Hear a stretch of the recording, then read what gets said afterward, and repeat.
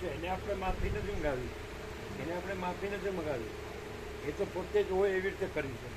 આપણે કીધું કે ભાઈ અમારી કાંઈ ભૂલ થઈ હોય તો અમે માફી, બરાબર, તો પણ કેવું કેવું હલકું પાત્ર કહેવાય. સમજાય?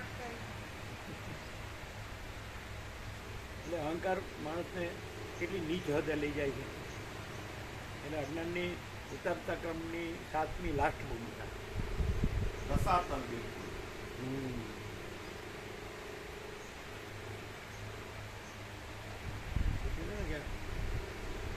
ઉતરતા ક્રમ, ઉતરતા ક્રમની બીજ જાગ્રત, જાગ્રત, મહાજાગ્રત, જાગ્રત, સ્વપ્ન, સ્વપ્ન, સ્વપ્ન, જાગ્રત, સુસુપ્તિ, અનંત દુઃખની ઘટતા.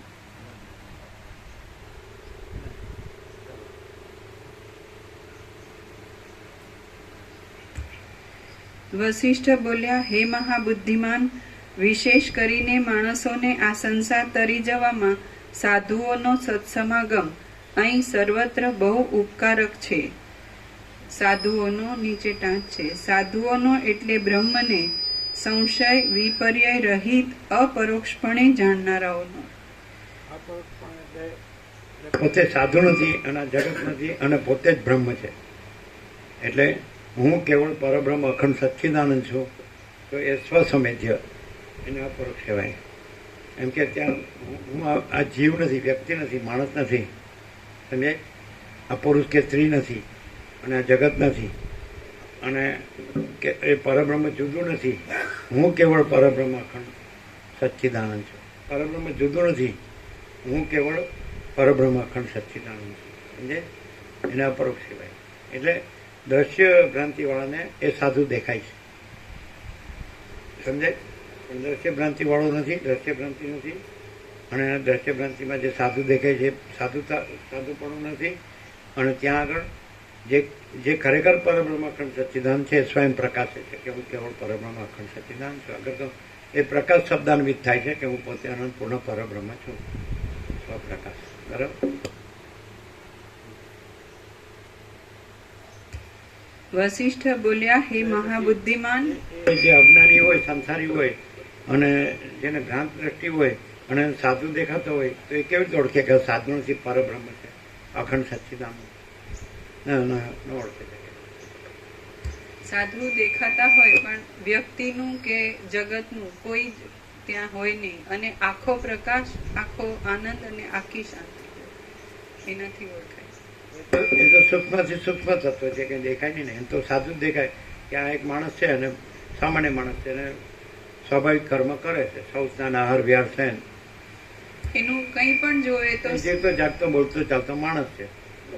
આ તો જીવતો જાગતો બોલતો ચાલતો માણસ જુએ તોય ત્યાં સ્થૂળ સૂક્ષ્મ કારણ એવી કોઈ ભ્રાંતિનું કંઈ જ ન હોય, હું મારું ન હોય, જગત ન હોય એવી રીતે પણ. અને એમનો જે પોતાનો પ્રકાશ છે, એ જે પૂર્ણતા છે, એની અનંતતા છે, એમાં ક્યાંય કોઈ ભેદ નથી, એનાથી ઓળખાય. જેમાં જે અજ્ઞાની સંસારી છે તો એ ક્યાં એનાથી જુદો પડે છે? જે દ્રશ્ય ભ્રાંતિ વાળો છે કે હું આ જીવ છું ને જગત છે, હું પુરુષ છું ને સ્ત્રી છું, આ ઘર છે, ધન છે, પ્રજા છે, માન છે અને પ્રોપર્ટી છે, અમારું ફેમિલી છે, અને આ અમારું કુળ કુટુંબ, જ્ઞાતિ, સમાજ, દેશ, દુનિયા છે, આ અમારી લાઈફસ્ટાઈલ છે, તો એ ક્યાં જુદો પડે છે? અને આ ક્યાં જુદો પડે? આ સાધુ એ પરબ્રહ્મ છે ને સાધુ નથી અને જગત નથી, અને આ અજ્ઞાની સંસારી, તો બે ક્યાં જુદા પડે? બે આમ દેખાય, બે હારે ઊભા રાખ્યા હોય કે આ સાધુ છે અને આ સંસારી છે, અજ્ઞાની છે. બોલો. જે સાધુ દેખાય છે પણ છે પરમ ચિદાકાશ પરમ જ્યોતિ અખંડ જ્યોતિ, ત્યાં હું આ છું, દેહમાં આ જીવ છું એવી કોઈ ભ્રાંતિ ન હોય. એટલે એનું કંઈ પણ હોય તો આખો પ્રકાશ ડાયરેક્ટ હોય. અને જે અજ્ઞાની સંસારી છે ત્યાં અવિદ્યા વાસનાના સંકલ્પો હોય, આ દેહમાં આ જીવ છું અને જગત સાચું માની, એટલે એને પરમ તત્વ વિશે પૂરું ક્લિયર નથી કે એ એવું માને છે કે આવી ભ્રાંતિ સંભવ છે. એકચ્યુઅલી સ્વરૂપમાં એ સંભવતું નથી.